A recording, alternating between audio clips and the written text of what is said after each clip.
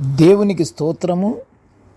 అనుదిన వాక్య ధ్యానమునక ఈరోజు 2025 సంవత్సరము ఫిబ్రవరి నెల 19వ తారీఖు. ఈరోజు ధ్యాన వాక్యము పరిశుద్ధ గ్రంథము నుండి లూకా సువార్త 19వ అధ్యాయము 10వ వచనాన్ని ధ్యానించుకుందాము. ప్రియ దేవుని బిడ్డలారా, నేటి ధ్యాన వాక్యాన్ని పరిశుద్ధ గ్రంథము నుండి లూకా 19:10 చదువుకుందాము. నశించిన దానిని వెదకి రక్షించుటకు మనుష్య కుమారుడు వచ్చెను. ప్రియ దేవుని బిడ్డలారా, ఈరోజు ధ్యాన వాక్యము భూమి మీద మనుషుల పాపాలు క్షమించుటకు యేసుక్రీస్తు ప్రభువుకు గల అధికారాన్ని గురించి మరియు ఆయన మన ఎడల చూపెడుతున్నటువంటి ప్రేమ గురించి మనము ధ్యానించుకుంటున్నాము. ఒకనాడు యేసు ప్రభువు యెరికో పట్టణ ప్రాంతమందు సుంకపు గుత్తదారుడను ధనవంతుడైన జక్కయ్య ఇంట బస చేయనున్నాడని ఆ ప్రాంత ప్రజలు సణుగుకొనుట చూసి, ఎవరు చూసి? యేసు ప్రభువు వారు చూసి, ఆయన వచ్చిందేమో జక్కయ్య ఇంటికి, ఆయన పాపాలు క్షమించి ఆయన కొరకే వచ్చాడు. ప్రభువారే దిగి వచ్చారు. చూసి, నేడు ఈ జక్కయ్య ఇంటికి రక్షణ వచ్చి ఉన్నదని చెప్పి, నశించిన దానిని వెదకి రక్షించుటకు మనిషి కుమారుడు వచ్చెను అని జక్కయ్యతో ప్రభువారు అన్నారు.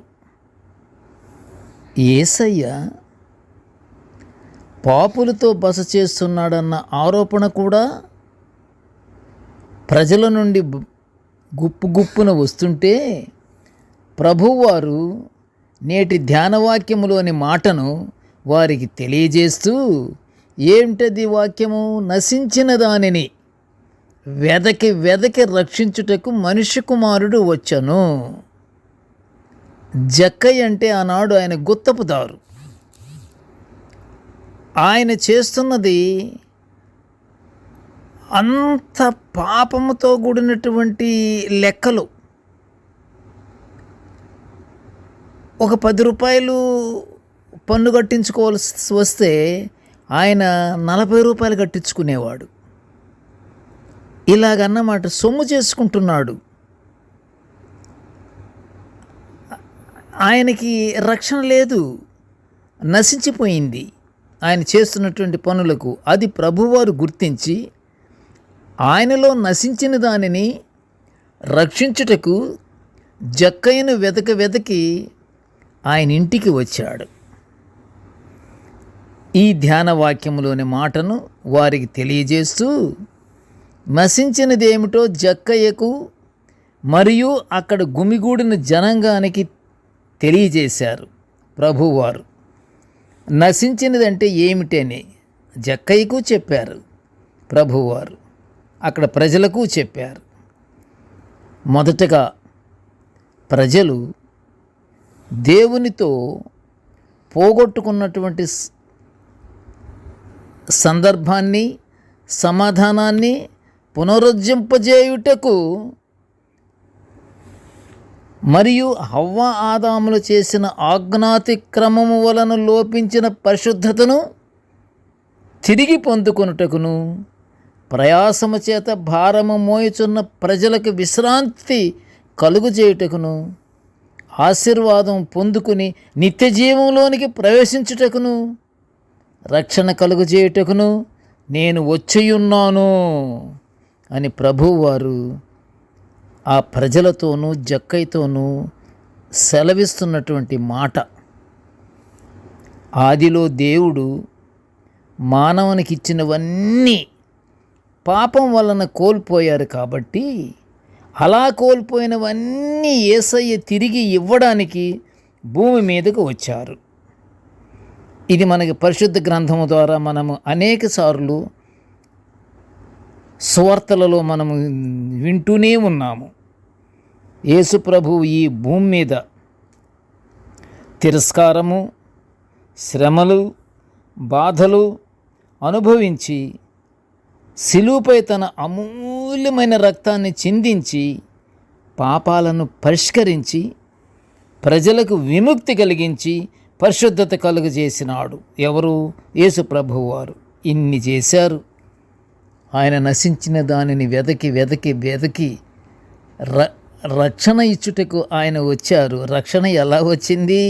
ఆయన అనేక తిరస్కారాలు, శ్రమలు, బాధలు, రక్తము చిందించి దెబ్బలు ఇవన్నీ తిని ఆయన అమూల్యమైన రక్తాన్ని చిందించి ప్రజలకు విముక్తి కలిగించి ప్రజలకు పరిశుద్ధత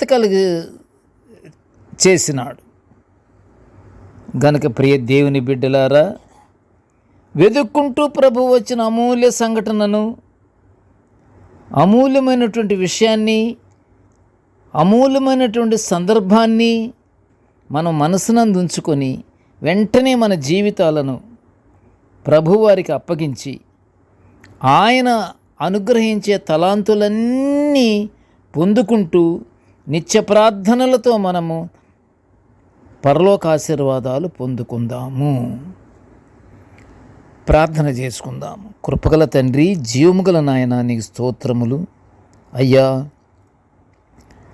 నీ పరిశుద్ధ వాక్యాలను మేము నిత్యము ఇలా ధ్యానించుకునే ఈ గొప్ప భాగ్యాన్ని మాకు అనుగ్రహించినందుకు నీకు స్తోత్రములు నాయన. కృపగల తండ్రి, నేటి ధ్యాన వాక్యమును వినుచున్న ప్రతి బిడ్డను ఆశీర్వదించయ్యా దేవా. ప్రతి బిడ్డను ఆశీర్వదింపజేసి ప్రతి ఒక్కరికి దేవా సమాధానాన్ని పునరుజ్జీవింప చేయమని. నీవు వచ్చిందే తండ్రి యేసయ్యా, నువ్వు వచ్చిందే పునరుజ్జింప చేయుటకే వచ్చావు గనుక అది అందరికీ నాయన అందుబాటులో ఉండులాగున ప్రతి బిడ్డ యొక్క మనసును దేవా నువ్వు శుభ్రపరిచి ప్రతి ఒక్కరి హృదయాలను, ప్రతి ఒక్కరి మనసులను నీవు స్వాధీనములు ఉంచుకొని ప్రభువా, నీ యొక్క అమూల్యమైనటువంటి రక్తాన్ని చిందించి మమ్మలను పాప విముక్తులను మమ్మలను చేసిన తండ్రి నీకు స్తోత్రములు నాయన. ప్రభువా, ఆ ప్రకారమే మమ్మలను మా జీవితాలను దేవా నువ్వు సరిచేసి నిత్యము నిన్ను ప్రార్థించుకుంటూ నీ పరలోకాశీర్వాదాలు మేము పొందుకునే భాగ్యాన్ని మాకు అనుగ్రహించమని నాయన ఈ మనవులన్నీ యేసయ్య పుణ్యనామమున వినయముగా వేడుకొనుచుంటున్నాము తండ్రి. ఆమెన్. దేవుడు మనలందరినీ బహుగా దీవించుగాక. Amen, amen, amen.